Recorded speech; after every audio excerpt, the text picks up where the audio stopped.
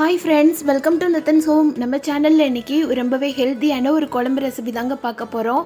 இந்த கிளைமேட்டுக்கு இந்த மாதிரி குழம்பு வச்சு சாப்பிட்டோம்னா தொண்டைக்கு ரொம்பவே இதமா இருக்குங்க. சளி பிடிச்சவங்க, சளி பிடிக்காதவங்க, நார்மலா இருக்கிற எல்லா பர்சனுக்குமே இந்த குழம்பு ரொம்ப பிடிக்கும். இந்த குழம்பு செய்யறதுக்கு முன்னாடி நித்தின்ஸ் ஹோம் சேனலை சப்ஸ்கிரைப் பண்ணாத ஃப்ரெண்ட்ஸ் எல்லாம் சப்ஸ்கிரைப் பண்ணிக்கோங்க. அப்படியே பக்கத்தில் இருக்கிற பெல் ஐக்கானையும் ப்ரெஸ் பண்ணிக்கோங்க. வாங்க இப்போ குழம்பு எப்படி ரெடி பண்ணுறதுன்னு பார்க்கலாம். இப்போ கடையை சூடு பண்ணிக்கலாம். இது வந்து ட்ரை ரோஸ்ட் பண்ண போகிறோம். பெப்பர் வந்து 1.5 ஸ்பூன் எடுத்துக்கோங்க.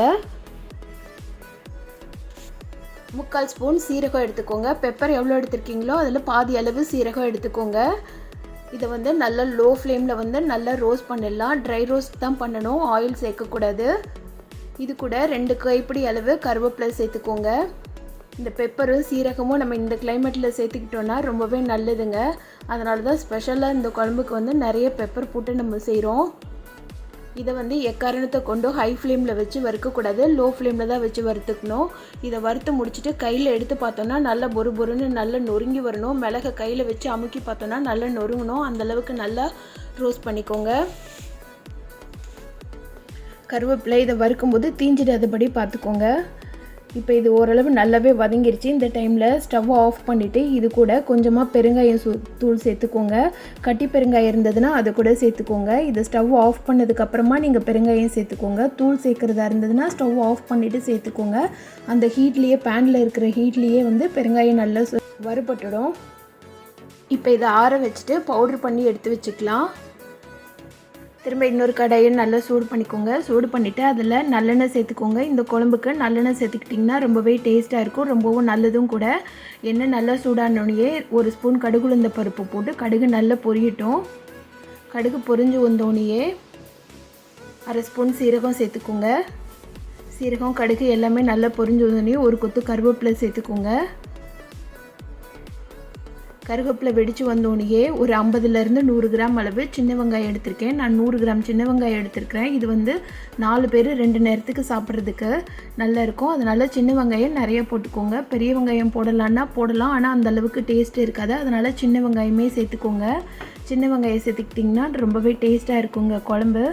இந்த குழம்பு வந்து நம்ம 2 நாள் வச்சு சாப்பிட்டோன்னா கூட அவ்வளோ அருமையாக இருக்குங்க. இப்போ பாருங்கள், வெங்காயம் வந்து 3/4 அளவு வதங்கிருச்சு. இந்த டைமில் ஒரு கைப்பிடி அளவு பூண்டு எடுத்து வச்சுருக்கேன். ஒரு 10லேருந்து 15 பல் பூண்டை 1-2 தட்டி போடுங்க. பூண்டை முழுசாக போட்டதை விட இந்த மாதிரி குழம்புக்கெலாம் பூண்டை 1-2 தட்டி போட்டோன்னா நல்லா வாசமாகவும் இருக்கும், குழம்போட டேஸ்ட்டும் இன்க்ரீஸ் பண்ணி கொடுக்கும். அதனால் பூண்டை வந்து நல்லா தட்டி போட்டுக்கோங்க. பூண்டு வெங்காயமும் நல்லா வதங்கி வரட்டும். இப்போ பூண்டு வெங்காயம் ஓரளவுக்கு வதங்கிருச்சு. இது கூட நல்லா பழுத்த தக்காளி பழமாக ஒரு 2 பழம் எடுத்திருக்கேன். புளிக்குழம்பு இந்த மாதிரி புளி சேர்த்து செய்கிற குழம்புக்கு எல்லாத்துக்குமே தக்காளியோட அளவு கம்மியாக இருக்கணும், புளியோட அளவு வந்து ஜாஸ்தியாக இருக்கணும். மெயினாக இந்த மிளகு குழம்புக்கு வந்து புளியோட அளவு தான் ஜாஸ்தியாக இருக்கணும், தக்காளியோட அளவு கம்மியாக இருக்கணும். அந்த மாதிரி பார்த்துக்கோங்க. தக்காளி சீக்கிரமாக வதங்குறதுக்காக கொஞ்சமாக மஞ்சத்தூளும் உப்பும் சேர்த்து தக்காளியை சேர்த்து நல்லா வதக்கிடலாம்.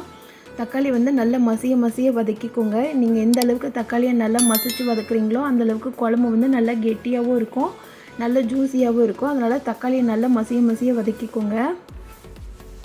இப்போ பாருங்கள், தக்காளி நல்லாவே மசிஞ்சு வந்திருக்கு. லைட்டாக எண்ணெயெல்லாம் பிரிஞ்சு வர ஆரம்பிச்சிருக்கு பாருங்கள். இந்த அளவுக்கு இந்த இதை நல்லா வதக்கி வச்சுக்கோங்க. இந்த டைமில் இதுக்கு நம்ம குழம்பு பொடி சேர்க்க போகிறோம். இதுக்கு குழம்பு பொடி கொஞ்சம் எக்ஸ்ட்ராவாக சேர்த்துக்கோங்க. ஏன்னா நம்ம புளி ஜாஸ்தி ஊற்றுறதுனால குழம்பு பொடியும் கொஞ்சம் எக்ஸ்ட்ராவாக சேர்த்துக்கோங்க. நார்மலாக சேர்க்குறத விட ஒரு 1/4 ஸ்பூன் எக்ஸ்ட்ராவாக சேர்த்து அதையும் அந்த எண்ணெயிலேயே சேர்த்து நல்லா கிளறி விட்டுடலாம். குழம்பு பொடி சேர்த்து மிக்ஸ் பண்ணும்போது எண்ணெய் லைட்டாக பிரிஞ்சு வர அளவுக்கு நல்லா வதக்கிக்கோங்க. எண்ணெய் லைட்டாக பிரிஞ்சு வர ஆரம்பிச்சிச்சு. இந்த டைமில் 2 எலுமிச்சம்பழம் சைஸ் அளவு புளி கரைச்சி வச்சுருக்கேன். 1.5 எலுமிச்சம்பழம் சைஸ் நார்மலாக புளி குழம்புக்கு போடுவோம். இதுக்கு வந்து 2 எலுமிச்சம்பழம் சைஸ் அளவு புளி சேர்த்துக்கோங்க. புளி கரைக்கும் போது கொஞ்சம் கெட்டியாக கரைச்சிக்கோங்க. இப்போ குழம்புக்கு தேவையான அளவு உப்பு சேர்த்துக்கலாம். உப்பு சேர்த்துட்டு குழம்பு நல்லா கொதிக்க விட்டுடலாம். எல்லாத்தையும் நல்லா மிக்ஸ் பண்ணி விட்டுடுங்க. மிக்ஸ் பண்ணி விட்டு நல்லா கொதிக்க விட்டுடலாம். இப்போ குழம்பு வந்து ஒரு 2 நிமிஷம் நல்லா கொதிச்சு வந்துருச்சு. இந்த டைமில் 3/4 செம்பு அளவு தண்ணி சேர்த்துக்கோங்க. தண்ணி சேர்த்துட்டு நம்ம வச்சுருக்கிற காய், பூண்டு எல்லாமே நல்லா வெந்து வரணும். அதெல்லாம் நல்லா வெந்து வர்றதுக்குள்ளே நம்ம வறுத்து வச்சுருக்கிற மிளகு சீரகத்தை பொடி பண்ணிக்கலாம். இந்த பொடியை தான் நம்ம கடைசியாக சேர்க்க போகிறோம். பாருங்கள், குழம்பு நல்லா கொதிச்சு வந்துருச்சு.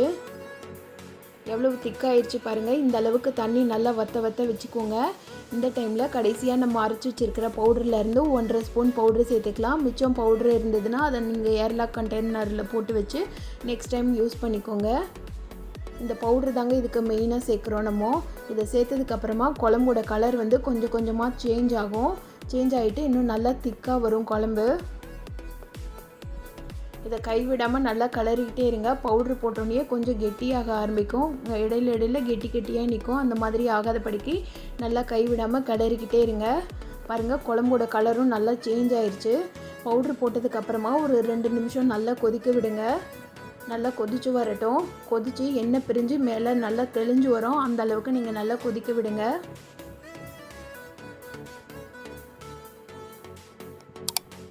இப்போ பாருங்கள், எண்ணெய்லாம் நல்லா பிரிஞ்சு வந்திருக்கு. இந்த டைமில் நம்ம ஒரு 2 ஸ்பூன் அளவு நல்லெண்ணெய் சேர்த்துக்கலாம். நல்லெண்ணெய் எக்ஸ்ட்ராவாக சேர்த்தோன்னா ரொம்பவே டேஸ்ட்டாக இருக்குங்க. மேலாப்பில் எண்ணெய் சேர்த்துட்டு ஒரு கைப்பிடி அளவு கொத்தமல்லி இருந்ததுன்னா அதையும் சேர்த்து விட்டுடுங்க. எண்ணெய் சேர்த்ததுக்கப்புறமா குழம்பு பாருங்கள் எவ்வளோ நல்லா திக்காக வற்றி வந்திருக்குன்னு சொல்லிட்டு. இது 2 நாள் ஆனாலும் கெடவே கெடாதுங்க. ஃப்ரிட்ஜில் வைக்காமல் வெளியில் வச்சே சாப்பிட்லாம். அதுவும் இந்த மழை காலம் குளிர்காலத்துலலாம் இந்த குழம்பு வச்சு சாப்பிட்டோன்னா தொண்டைக்கு அவ்வளோ இதமாக இருக்குங்க. எல்லாருமே விரும்பி சாப்பிடுவாங்க. நம்ம பெப்பரும் சீரகமும் நிறைய சேர்த்துருக்கிறதுனால குழந்தைங்களுக்குமே நல்ல இம்யூனிட்டி பூஸ்ட்டாக இருக்குங்க. பெரியவங்கள்லேருந்து சின்னவங்க வரைக்கும் எல்லாருக்குமே இந்த குழம்பு தாராளமாக செய்து கொடுக்கலாம். ரொம்பவே டேஸ்ட்டாக இருக்கும். அதுவும் இந்த கிளைமேட்டுக்கு டேஸ்டியான குழம்பு, ஹெல்த்தியான குழம்பு நீங்களும் உங்கள் வீட்டில் செய்து பாருங்கள். செய்து பார்த்துட்டு எப்படி இருந்துச்சுன்னு எனக்கு கமெண்ட் பண்ணுங்கள். இந்த வீடியோ பிடிச்சிருந்ததுன்னா நித்தின்ஸ் ஹோம் சேனலுக்கு உங்கள் லைக்கையும் சப்போர்ட்டையும் மறக்காமல் கொடுங்க. தேங்க்யூ.